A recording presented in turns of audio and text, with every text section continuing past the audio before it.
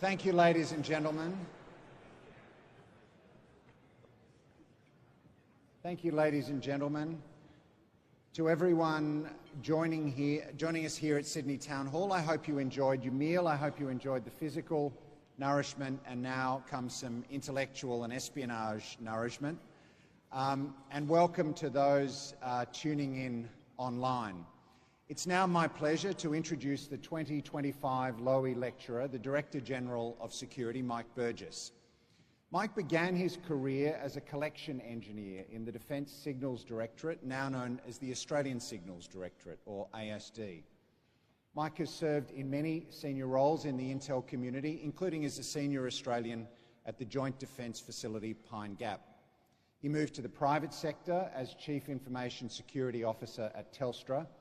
In 2018, Mr Burgess returned to ASD as Director General before being appointed to lead ASIO in September 2019. Last year, he was appointed a member of the Order of Australia. Ladies and gentlemen, Mike's responsibilities are heavy and he takes them seriously. They matter to all of us gathered here in this hall. Ladies and gentlemen, please join me in welcoming Mike Burgess.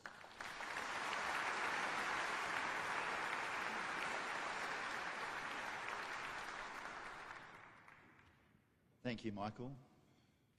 Former Prime Minister John Howard, Stephen Lowy and the members of the Lowy Board, Your Excellencies and distinguished guests. One of our distinguished guests this evening is about to change jobs, and two of them are newly minted. First, I'd like to acknowledge Andrew Shearer, Director General of National Intelligence. Andrew, I'd like to acknowledge your service, your support and your friendship, and I wish you all the very best for what comes in the future as our ambassador to Japan. I'd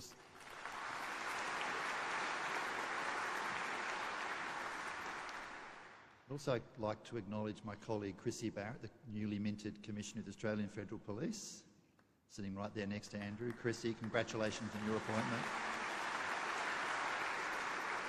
And equally newly minted on the same day, I understand, the Commissioner of New South Wales Police, Mal Lanyon. G'day, Mal. Congratulations on your appointment. And I'd like to take this opportunity to acknowledge all law enforcement officers, both in the room this evening, across the country and across the globe, for the work that you do in keeping our communities safe. And finally, it'd be remiss of me not to acknowledge the staff of my organisation. First, my declared deputies, so I can say who they are, Mike, Lisa and Gus. Sitting in the middle over there, they are allowed to wave and identify themselves.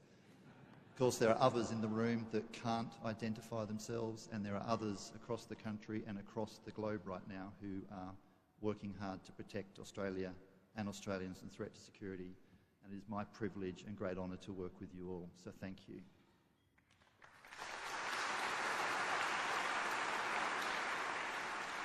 It's a great honour to be asked to deliver the 2025 Lowy Lecture. Frank Lowy's life is as inspiring as his legacy. He grew up amid the ruins of Europe, but built an empire in Australia and founded the Lowy Institute, a factory of ideas. He escaped hate and darkness choosing to channel his success into enlightenment. And while I'd never compare myself to Frank, I'm also an immigrant to this country. I'll never forget arriving in Adelaide as a 7-year-old, travelling from a dark, damp London, stepping off the plane into an Australian summer, felt like going from a black and white movie into a colour one. The vivid blue sky and vibrant colours of the city of Adelaide radiated opportunity and possibility. And I think it says a lot about Australia that a survivor of the Holocaust can become one of our most successful business leaders and greatest philanthropists, and the son of 10-pound Poms can become the Director General of Security. This gives me particular interest in social harmony, something Frank Lowy himself identified as one of Australia's richest blessings when he delivered this lecture in 2018. Community cohesion remains a great blessing 7 years later, but it is under siege, under threat and under attack. Our social fabric is fraying in ways we have never experienced before, and this is not an accident. Tonight, I will explore how the security threats are damaging our cohesion and how a damaged cohesion is amplifying security threats. Given this is the Lowy lecture, I'll start with the international dynamics. ASIO is sometimes called Australia's domestic spy agency. This is not accurate. Our mission is to protect Australians from security threats wherever they are, at home and abroad. We have offices in multiple countries and working relationships with literally of hundreds of intelligence and security agencies. Some you would expect, some I know you would find more surprising. Our officers routinely conduct operations offshore to defend Australia's interests. A recent example involved a foreign intelligence service that keeps ASIO very busy, despite claiming it does not spy on us. One of its teams tried to cultivate and recruit several Australians and believed it had convinced them to betray their country. Reflecting ASIO's success in making Australia an unwelcome environment for espionage, this foreign intelligence service arranged for the Australian to travel by plane and then a boat to a third country for a face-to-face meeting. The spies wanted to hand over a list of their intelligence requirements, the people and things they wanted spied on. Inside information on Australia's economy, critical minerals and AUKUS were high on that list. Little did they know, ASIO was tracking and manipulating their entire activity. We worked with a partner in the third country to deliver an unwelcome surprise. When their intelligence officers arrived at the location, they were not met by their target, they were met by an ASIO officer. The conversation was brief but pointed. We told them Australians were off limits, and we warned them we would disrupt their operations whenever and wherever we chose. And of course, we sent our regards to the head of their service. Spies are meant to report any interaction with counterparts from another country. I'm pleased to note these intelligence officers followed the rules and owned up to their superiors. Their cover and their operation were blown. An international perspective is more important than ever before because in a hyper-connected world, almost every domestic security threat involves an overseas nexus. Australia is not an island. Australia is an island, but we are not isolated. The tyranny of distance does not make tyranny distant. Putin's invasion of Ukraine prompted a more aggressive and reckless Russian intelligence apparatus to target Ukraine supporters around the world, including Australia. Russia has always been a significant espionage threat. Ben Chifley founded ASIO to counter it, but the ongoing war with Ukraine added urgency to its intelligence gathering. Last year, 2 Russian-born Australian citizens were arrested and charged with an espionage-related offence. Russia's brazen acts of sabotage in Europe demonstrated its willingness to use a wider range of tools and tactics to coerce, intimidate and damage perceived adversaries. And we should not assume Australia is immune. Nor can we blithely hope that parts of its intelligence apparatus that are specialised in sowing division and spreading disinformation will ignore us. I'll return to this form of Russian foreign interference soon. The conflict in the Middle East also reshaped Australia's security environment from afar. While the conflict did not directly inspire terrorism here, it prompted, promoted protest, exacerbated tension, undermined social cohesion and elevated intolerance. This, in turn, made acts of politically motivated violence more likely. Even if the ceasefire holds, we expect ongoing tests to our social cohesion. Inflammatory rhetoric, provocative, disruptive actions have been normalised, and I fear normalisation of violence and hatred against one community created a permissive environment for similar behaviours in other countries, behaviours in other communities. Great power competition in our region is contributing to multiple territorial disputes, including in the South China Sea, Kashmir, the Taiwan Straits and the Korean Peninsula, while also driving a relentless hunger for strategic advantage and an insatiable appetite for inside information. This is why, based on what ASIO is seeing, more Australians are being targeted for espionage and foreign interference than ever before. At the same time, all three of these international drivers are being accelerated by rapid advances in technology. In terms of social cohesion, the internet is the greatest incubator of grievance narratives and conspiracy theories. It's an echo chamber for disaffection, misinformation and reinforcement. And while the internet incubates, social media accelerates. If you engage with hardline but non-violent religious content on one of the most popular platforms, its algorithms will serve up more and more extreme material until, after just a few clicks, you'll be watching grotesque ISIS propaganda. And while the internet incubates and social media accelerates, artificial intelligence exacerbates.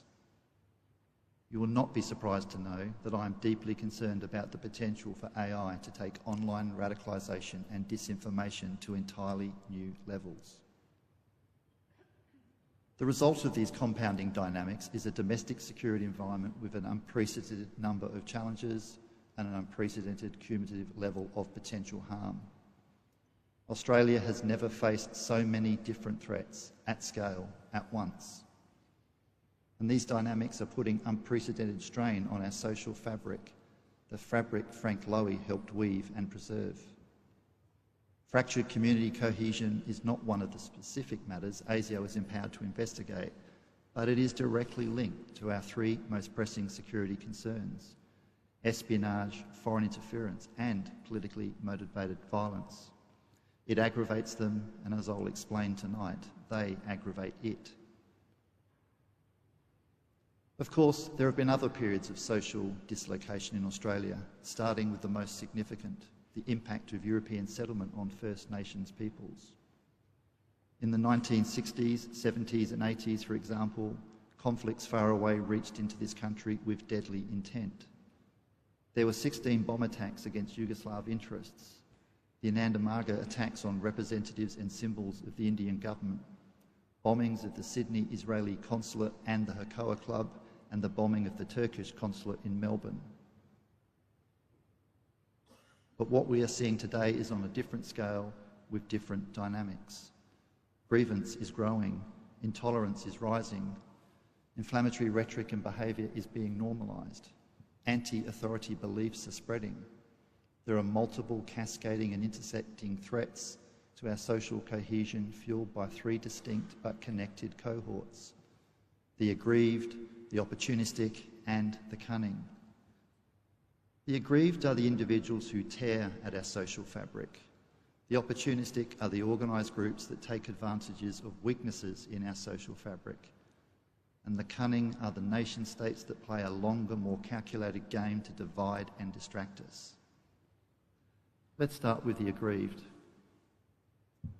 Political differences, political debates and political protest are an essential part of a healthy democracy. Unfortunately, here and overseas, levels of personal grievance and frustration are growing. Rightly or wrongly, some Australians feel dispossessed, disaffected and disenfranchised. There are spikes in polarisation and intolerance. Many of the foundations that have underpinned Australia's security, prosperity and democracy are being tested. Social cohesion is eroding, trust in institution is declining, even truth itself is being undermined by conspiracy, mis and disinformation. Similar trends are playing out across the Western world. Angry, alienated individuals are embracing anti-authority ideologies and conspiracy theories, engaging in uncivil debate and unpeaceful protest. Some are combining multiple beliefs to create new hybrid ideologies. It's important to understand there is a significant diversity in this cohort. Suggesting all aggrieved are sovereign citizens, for example, is neither accurate nor helpful. While sovereign citizens consider the government illegitimate and therefore without authority, other aggrieved activists believe the opposite: the government possesses too much authority. Many of the aggrieved do not necessarily espouse violent views, but may still see violence as a legitimate way to effect political or societal change. The trend increased during COVID, gained further momentum after the terrorist attacks on Israel, and accelerated during Israel's military response. These dynamics have raised the temperature of the security environment, made acts of violence more likely, and continue to undermine social cohesion. Next, the opportunistic. Extremist organisations, whether religiously or ideologically motivated, are adaptive and patient. They are skilled at exploiting gaps and fissures in social cohesion, harnessing and harvesting grievances. The way nationalist and racist violent extremists attempted to leverage the so-called March for Australia rallies is a case in point. The biggest neo-Nazi group, the National Socialist Network, or White Australia as it is rebranding itself, identified the demonstrations as a vehicle to raise its profile. It strategically and opportunistically exploited the organisers' complaints about immigration and the cost of living. This is a key part of the network's broader strategy to mainstream and expand its movement by focusing on issues with broader appeal. Modern neo-Nazis crave attention and publicity. It gives them credibility and helps with recruitment. They see journalists as useful idiots in this regard, and they celebrate even the most critical coverage because it inevitably leads to a surge in membership applications. After one recent story, members joked about thanking the media for the 3 promotion. At the same time, though, its ideology and its provocative, offensive and high-profile actions are antithetical to social cohesion. At its core, the National Socialist Network is anti-immigrant, anti-Indigenous, anti-gay, anti-Jew, anti-Islam and anti-anything that does not fit with its white Anglo-centric worldview. Its version of social cohesion is monochrome and monocultural. And even if the organisation does not engage in terrorism, I remain deeply concerned by its hateful, divisive rhetoric and increasingly violent propaganda, and the growing likelihood that these things will prompt spontaneous violence, particularly in response to perceived provocation. While nationalists and racist violent extremists make up a significant majority of our investigations into ideologically motivated extremism, events in the Middle East triggered a troubling increase in anarchist and revolutionary extremism, which is also straining our cohesion. Since October 23, we've seen more provocative protests and a notable uptick in intentionally disruptive and damaging techniques by anti-Israel activists, acts of arson, vandalism and violent protest against defence companies accused of supplying weapon components. These groups, for want of a better word, are not as centrally controlled, uniformly motivated or as disciplined as the National Socialist Network, but they contain individuals who are increasingly willing to embrace or threaten violence to achieve their goals. Directly or indirectly, their actions can marginalise, stigmatise and threaten sections of the community. The group involved in at least one incident produced a video threatening consequences for the employees of the business. Every worker in the supply chain is complicit, the video stated. We will decide your fate as you have decided the fate of millions. We have been closely watching you. We have your addresses. Stop arming Israel or else. Ideologically motivated groups are not the only opportunists threatening community cohesion. While an entity such as Hizb ut-Tahrir is religiously motivated, its provocative behaviour, offensive rhetoric and insidious strategy are very similar to the tactics of the National Socialist Network. The organisation's condemnation of Israel and Jews attracts media attention and aids recruitment, but it deliberately stops short of promoting onshore acts of violence or acts of politically motivated violence. Hizb ut-Tahrir wants to test and stretch the boundaries of legality without breaking them. As with neo-Nazis, this does not make their behaviour acceptable. I fear its anti-Israel rhetoric is fuelling and normalising wider anti-Semitic narratives. While I do not want to overstate the threat from opportunities such as the 3 I've highlighted, let alone give them 3 publicity, they are further examples of the multi-directional and multi-dimensional challenges for Australia's community fabric. This brings me to the final cohort, the cunning. Of the three, the cunning is the most concerning. Aggrieved individuals clawing at our social fabric is one thing. Extremist groups opportunistically undermining it is another. But the cunning nation-states deliberately trying to set the fabric alight and fan the flames is something else, again, in terms of threat. Regimes are operating in a security grey zone, using non-traditional tools to interfere in decision-making, promote discord, amplify distrust, and spread false narratives in Western democracies. This is a newer and more disturbing dynamic, and why I say the threats facing our social cohesion are unprecedented.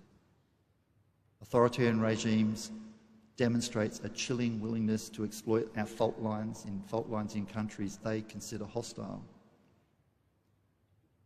In January this year, Frank Lowy posed a question that I noted with great interest. Could, and I'll quote Frank directly, dark forces financed by international hatred be behind Australia's spate of anti-Semitic incidents? In August, the Prime Minister revealed our assessment that Iran directed at least 2 of the attacks on Jewish interests. The Iranian regime used a complex web of cutouts to hide its involvement, while the Islamic Revolutionary Guard Corps, or the IRGC, provided instructions on the entities to target and its preferred methodology, arson. It is unlikely the individuals at the end of the supply chain, those literally lighting the fires, knew about the IRGC's involvement. It's important to understand that Iran did not single Australia out. The summer of anti-Semitism was part of its global effort to foment hatred of the Jewish community and fan the flames of division. This activity is perhaps the most egregious example of a nation-state trying to unpick our social fabric, but not the only example. In our region, ASIO is tracking the spread of a particular strain of extremist propaganda. While this material purports to be from a transnational terrorist group, ASIO and our international partners suspect it's fake, and it is actually being created and disseminated by a hostile nation-state. The propaganda glorifies violent extremism and advocates attacks on specific targets, presumably to encourage violence, alarm communities, incite sectarianism, and destabilise regional governments. In Europe, Russian cyber operatives connected to intelligence services have inflamed community tensions by spreading false news and promoting violent narratives, particularly on the topic of immigration. Australia is not immune. Russian operatives are covertly stoking and amplifying division here too, although with far less success. We recently uncovered links between pro-Russian influences in Australia and an offshore media organisation that almost certainly receives direction from Russian intelligence. The Australians publish and push extreme online narratives justifying the invasion of Ukraine and condemning Australia's support for Kiev, deliberately hiding their connection to Moscow and the likely instruction from Moscow. The propagandists tried to hijack and inflame legitimate debate. They use social media to spread vitriolic, polarising commentary on anti-immigration protest and pro-Palestinian marches. ASIO's investigation is ongoing, and we will be asking our partners to determine if any laws are being broken, because this behaviour is unacceptable. These state-sanctioned trolls are more than propaganda puppets. They want to turn hot-button issues into burning issues, tipping disagreement into division and division into violence. Fortunately, Australia is resistant and resilient, and their efforts are achieving limited traction, although again, this in no way excuses their behaviour. My greatest concern with these authoritarian tactics is that the regimes are increasingly reckless, seemingly unconcerned that arson could claim innocent lives, or fake terrorist propaganda could inspire an actual attack, or online vitriol could prompt violent protest. The step from a reckless act to a high-harm act is a small one. Given the degrading trajectory of our security environment and the growing willingness of regimes to conduct high-harm operations, ASIO assesses there is a realistic possibility a foreign government will attempt to assassinate a perceived dissident in Australia. This threat is real. We believe there are at least 3 nations willing and capable of conducting lethal targeting here. It's entirely possible the regimes would try to hide their involvement by hiring criminal cutouts, as Iran did when directing its arson attacks. Please note I said attempt to assassinate. ASIO and our law enforcement partners are acutely alive to this threat and are working around the clock using all our powers to protect Australians from this threat. In the security environment I've laid out this evening, national security truly is national security, everybody's business. ASIO and law enforcement are part of the solution, but not the full solution. You cannot spy your way to greater cohesion or arrest your way to fewer grievances. It requires a whole of community, whole of society response, and I mean that literally. Every one of us has a role to play protecting our social cohesion. Our words matter, our decisions matter, our actions matter. In an age of unprecedented, or an age with unprecedented avenues for communication, I fear we're losing our ability to converse, or at least losing our ability to converse with civility, debate with respect, and disagree with restraint. To have an exchange of ideas rather than an exchange of diatribes or slogans or rhetorical blows. To be right without being righteous. To compromise. Yes, the aggrieved, the opportunistic and the cunning ripping at our social fabric. But in most cases, they are exploiting and amplifying existing discord. Anti-Semitism existed in Australia, sadly, before Iran directed its arson attacks. And while Iran is responsible for at least 2 of the incidents, it is not responsible for every incident. Yes, social media algorithms are accelerating extremism and radicalisation, but the algorithms do not operate in isolation. People choose to create the content, people choose to engage with the content, and people choose to act on the content.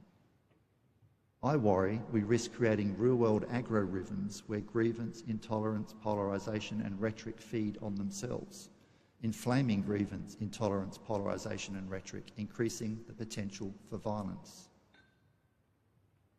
Sociologists will be better placed to ponder what's driving these dynamics than a spy chief. My concern is a more vulnerable, fractured and intolerant society means a less predictable and increasingly volatile security environment. Despite the scale of these challenges, Australia is better placed than many Western democracies to meet them. Our parliaments are sovereign, our communities are resilient, our economy is growing. These attributes, along with others such as compulsory voting and a social safety net, are critical stabilisers and insulators. While the threats and challenges facing us are significant, they are not insurmountable. Even the most cunning Foreign Intelligence Service is not invincible. A national terrorism threat level of probable does not mean inevitable. We should not be defeatist or insecure about our security. We can and should have confidence in our ability to respond. Every one of the plots I've described tonight was stopped, disrupted or pieced together by ASIO and our partners. We do not need to be security alarmed, but we do need to be security aware, security sensible, and consider the consequences of our own words and actions. Your business might not be in national security, but that doesn't mean national security is not your business. Thank you.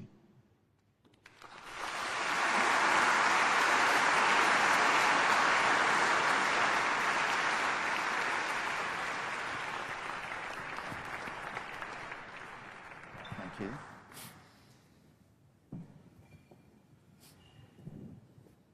Well, there's a lot in there, Mike. Thank you for paying us the compliment of giving a very substantive and thoughtful Lowy lecture. And I was struck by the final line. Your business might not be in national security, but that doesn't mean national security isn't your business. It reminds me of the famous Trotsky quote, "You may not be interested in war, but war is interested in you." I don't know if you've ever been compared to Trotsky before, but... I hope not. Probably have, though. Look, I want to dive right in. There's so much in the speech that I want to try to squeeze in as many questions as I can. So let me start, if I can, with the most dramatic thing that you said tonight about the cunning cohort, and I'm sure that this will be leading tomorrow's headlines. And you said there are at least 3 nations willing and capable of conducting lethal targeting, in other words, attempting to assassinate perceived dissidents here in Australia. That's a very precise and very alarming message. Why did you decide to give that message tonight? Certainly. I agree it is an alarming message. A couple of things here. Every time I speak publicly, it's not because that's just a fancy of me. I'm an introvert by nature, so I'd prefer not to be here on stage with you, Michael. No offence. But I take my job seriously, and one of ASIO's functions is to communicate our security intelligence and assessments to any such persons for the purposes of security. So that's not just the government that we work for, it's not just security clearance holders, it's every Australian. So explaining the threats to the people we protect, and I think it's incredibly important that Australians understand that we now live in a world where that is possible, something that people might not think is possible. Australia is a long way from everywhere, but it's not from these threats. The countries that I didn't mention by name know who I'm talking about. We know who they are. By mentioning it publicly, I'm also putting them on notice that we know that some of you are prepared to do this, and we will do our damnedest to stop it before it happens. All right, you did name Iran, and you referred to ASIO's assessment in August that was announced by the Prime Minister that the IRGC was behind at least 2 of the violent anti-Semitic attacks on Australian soil. Last week, you will have seen that the Mossad revealed the identity of the IRGC commander responsible for those attacks. Can you say something about that statement by the Mossad? And can you also describe to us a bit the kind of efforts that lie behind the assessment that you put out in August? How do you come to those sorts of assessments? Certainly. So a couple of things. I note the Mossad statement, and I welcome that, and I congratulate on that service on actually the hard work to do what they did. It's appreciated. In regards to our work on assessing Iran directed at least 2, probably more of the arson attacks here in Australia, but not all of them. I'm proud to work in an organisation where our clever people worked from the bottom up to figure out that it was Iran behind this. That is principally all ASIO's work, and the men and women who work in that team and my organisation did a brilliant job. How we did that, you'd understand why I'm not going to share that publicly. Our secret sauce is our sources and methods that enables us to do something that the Iranians would have thought was near impossible. It wasn't. We're better than that. Of course, we continue to observe the impact the government's decision has made and the publication of our assessment, and we are observing some responses with great interest. It must be tempting to reveal some of those sources and methods, though, I mean, because it would really make the night, Mike. I'm sure it'd tempt many people, but every ASIO officer knows everything we do is run through a lens of capability protection, and that truly is our secret sauce, and we'll never jeopardise that. All right. Let me go on to another one of those unfriendly countries, Russia. In Europe, Russian operatives have planted incendiary devices on cargo planes, they've severed submarine cables, they've plotted assassinations, including of German defence sector executives, all the while that Vladimir Putin rattles the nuclear sabre.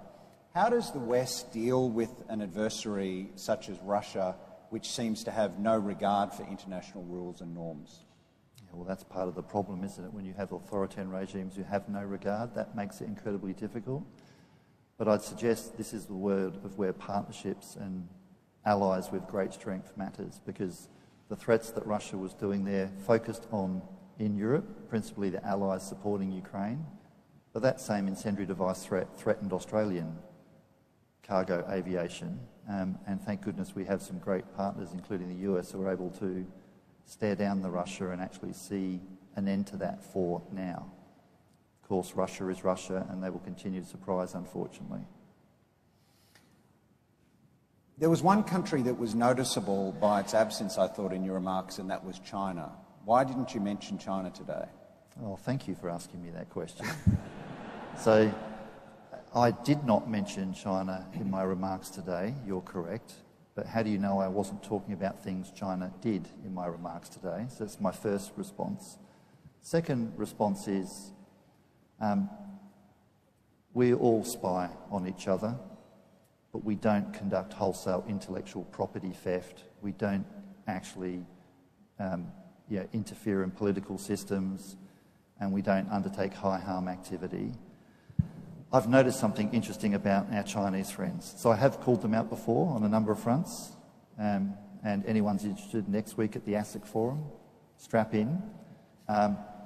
I've noticed something interesting about China, though. Every time I've done that, there's an army of Chinese government officials that go around complaining to almost everyone in this country across the system, public and private, but not to me. I find that very interesting. Interesting because if they were smart as they should be, and they are smart, they would understand a Western liberal democracy and the role and the statutory standing of the security service. We work for the government of the day, but our security assessments and our security action are independent. They clearly don't understand the system, because if they want to complain about ASIO doing its job and explaining the threats to the people we protect, including calling out China when we need to, it won't stop my resolve, it won't stop my officers from doing the job, and will continue to call them out when I need to. This evening I didn't, primarily because I was talking about things that tear at our social fabric, and at the extreme end of that, that isn't China, although we do have some concerns there too. You said that the Chinese don't complain to you, they're too scared to complain to you directly, but that doesn't mean that you don't speak to Chinese interlocutors, does it? And I'm referring to the media report that recently, I think it was this year, that you visited Beijing in 2023 to meet with your Chinese counterparts. Now, I don't think you've commented on that publicly. Can you tell us anything about why you would undertake a trip like that? What's the advantage of speaking to the intelligence services, the heads of unfriendly intelligence services? So ASIO has intelligence relationships with some 351 services, domestic, foreign and military intelligence, law enforcement services, in 124 countries. Some of those are close mates, some of them are definitely not mates at all. Those relationships are incredibly important. You understand why I won't talk about publicly, confirm or deny, because you said it yourself, Michael, that was a media article. I'll neither confirm nor deny, other than suggest, yes, I do have some serious conversations with even those services that represent a threat to this country. That intelligence channel is incredibly important. All right. Let me come to the two other cohorts that you mentioned tonight, the aggrieved and the opportunistic. Let me start with the aggrieved. And I agree with you when you said that we're losing the ability to converse with civility and to agree disagreeably. I mean, this may seem like it's beyond the purview of a spy chief, but how do we reset as a society? How do we get back to a point where we're able to disagree with each other with restraint, without getting caught up in you called it the agri-rhythms, without hyping everything up? How do we get back to that? Yeah, it's a great question, and I wish I knew the answer to that. I think we've all got to chip in. I meant what I said. This needs a whole of society, whole of community response. I've got to think about my words and actions, and I'm suggesting others need to do that. I think we need to actually know it's okay to disagree with someone, but it's how you do it that really does matter, and we've lost that. Behind that, it's a values thing. There's something not quite right with all our values. Now, there are many people in this country, and many good people in this country. There's a reset required. What's going to bring that on, I am not sure. For now, we should just continue to slog away and make sure we behave appropriately so we don't unnecessarily inflame behaviours which are antithetical to this social fabric that is so precious. All right, well, let's talk about the opportunistic. You put a lot on the record tonight about neo-Nazis, but you also chose to highlight Hizb ut-Tahrir and the anarchists on the other side. It seems that the strategy of many of these groups is to stretch the boundaries of legality, to be awful but lawful. How do we counter organisations like this if they're not breaking the law, if they know how to go right up to the line but not step over it? How do we as a country counter them? So it's again very difficult, isn't it? We believe in freedom of expression and everything that goes strong with an open and free democracy. If you keep pushing the laws too far to make that awful but lawful unlawful, you start to degrade your own society. It's really hard, but go back to the first one. What do we need to do to reset this? We shouldn't accept it. Now, if I can pick on Hizb ut-Tahrir again, we have to look actually at its core, what that group internationally believes in. It doesn't believe in the open free society we live in. It wants to replace this with a caliphate. How can we accept that? This is our country. They can do that in their own location. They certainly shouldn't want to do that here. Of course, others would argue people of certain beliefs are allowed to do that, which could change the country. Sure. However, the majority set the will of the country and the values of the country. Something's not quite right when we let this continue, because I really worry about that gives off the vibe that drives inappropriate, violent and threatening behaviours into our society, and that should concern every single decent person in this country. All right, I want to change tack slightly because it's very unusual for this discussion. We've been going for 12 minutes and we haven't mentioned Donald Trump yet. So I don't know whether I don't know about opportunistic or aggrieved or cunning, but let me go on to the other side and ask about the President of the United States. Because President Trump has appointed he's made some unusual choices in some of his appointments in the national security community. He has appointed Russia sympathisers, it seems, to some key national security roles, and he seems to be seeking retribution against some of his critics, including a former FBI director and a former national security advisor, by prosecuting them. Now, I understand that this is probably uncomfortable terrain for you, but tell us about, if you would, your relations with the national security officials in the new Trump administration. I'm glad you put the question that way, because I was worried where you was going. But obviously, I've just given a lecture on foreign interference. I'm not going to comment on the US system. Okay, you're not going to engage in foreign interference. I'm not, because they might perceive it that way. But to be fair to your question, I can tell you our relationship with our United States colleagues is as strong as it ever been across the national intelligence community, and with my agency we have strong relationships. I have a strong relationship with Kash Patel, the director of the FBI, and our relationships are all about the business, and that business is about saving lives of Australians and Americans, and that strong work continues.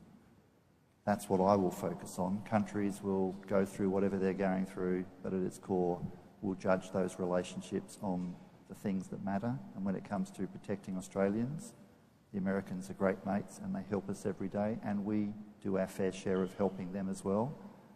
That's the way it should be, and I've seen no change to things since President Trump was re-elected. Tell me a bit more, or tell us a bit more about the Five Eyes. We hear about this more and more in the public domain.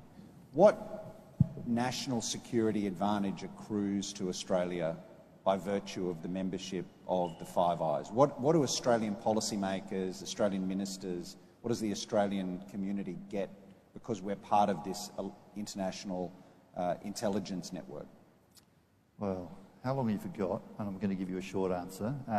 Being a former SIGINTer, there's a history in the term Five Eyes, but it's misused by many people. Yeah. But if we talk about the intelligence relationship, it's five nations that grew out of a trust relationship out of the Second World War. We trust each other and we share fully. Yes, there are still things we have to protect, but we share fully, and we as a country benefit from that. And as a country, we punch well above our weight in our contribution back to the partnership, so they benefit from this closeness. Of course, Five Eyes shouldn't be confused with a leadership board that says you're in the top 5 of partnerships, because some of our best partners are not members of the Five Eyes. It's driven by national interest in the security threats we deal. So the Five Eyes is special, can't be replicated, but that doesn't mean to say there are not other strong relationships that we and my colleagues in the national intelligence community press into. Well, let me finish on that topic, on this question that interests me about the relationships between spy chiefs, because I was struck by the anecdote you told about the offshore operation where you substituted an ASIO officer for the target, and at the end you your officer told the agents on the other side to pass on your regards to their head of their service. And that had a certain flair to it, Mike. What is it? Tell us about these meetings between spy chiefs, both whether it's with friendly services or unfriendly services or sort of frenemy services. What are the meetings like? I mean, are you like managers of rival football clubs? Are you, open the door a little bit, let a little bit of light into some of those conversations. Sure, and I shouldn't say this in front of two police commissioners, but maybe it's like Mafia Don's meeting. Just kidding, guys. Look, in the end, these relationships are incredibly important. They allow us to have difficult conversations. I'll leave the world of what you might think it is to the producers and the novelists. It's two individuals or people from organisations getting down to business, having a hard conversation where it matters, being able to do that in a way that's respectful, be very clear when you disagree, so it does work. A little bit of colour I can give you. I can think of many times when, as an engineer, finds himself as the head of security service, and I've had quite a few pinch-me moments when I'm thinking, how did I get here in those meetings? Of course. Like what's one, for example? Well, I'm not going to give that away. How did I get here? But I've had, a couple of occasions where it's pinching myself going, how do I get out of here? Of course, I've got great staff, so I'm still here today.